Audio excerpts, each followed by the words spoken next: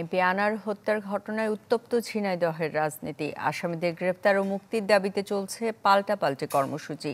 দুই নেতাকে গ্রেফতারের দায় নিতে চায় না আওয়ামী লীগ, তবে সবার দাবি আনার হত্যার সুষ্ঠু বিচার হোক। এমপি আনার হত্যার মাস পেরিয়েছে।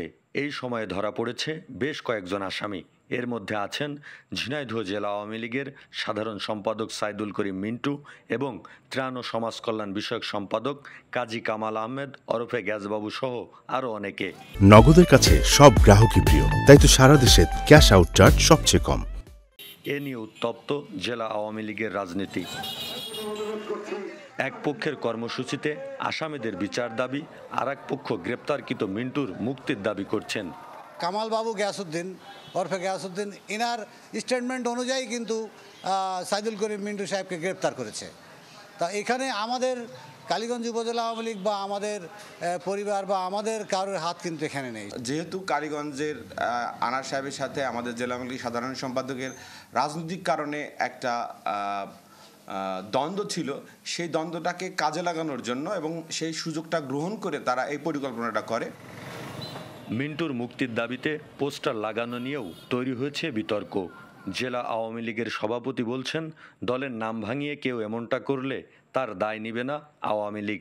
জেলা আওয়ামী লীগের পক্ষ থেকে এই ধরনের স্টেটমেন্ট ব্যবহার করা আমি মনে করি একটা অন্যায়।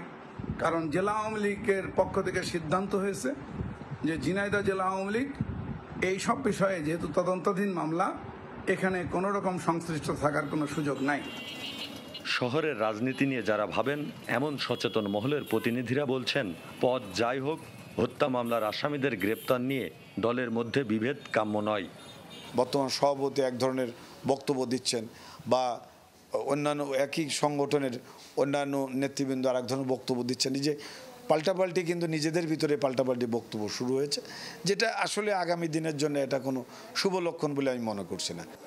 ডিবি প্রধান বলছেন, নিরপরাধ কাউকে যেমন মামলায় জড়ানো হবে না, তেমনি ছাড় দেওয়া হবে না জড়িতদের। আমরা অযথা কাউকে হয়রানি করব না, টাকাটাকি করব না। তবে এটাও আপনাদের কাছে বলতে চাই, এই ঘটনার সাথে জড়িত কাউকে তারা যদি দোষী প্রমাণিত হয়, তাদেরকে কাউকে ছাড় দেওয়া হবে না। গত 12 মে কলকাতায় যান ঝিনাইদহ 4 আসনের এমপি আনোয়ারুল আজিম আনার। এরপর থেকে নিখোঁজ থাকেন তিনি। সপ্তাহখানেক পর হত্যার খবর ছড়িয়ে পড়ে।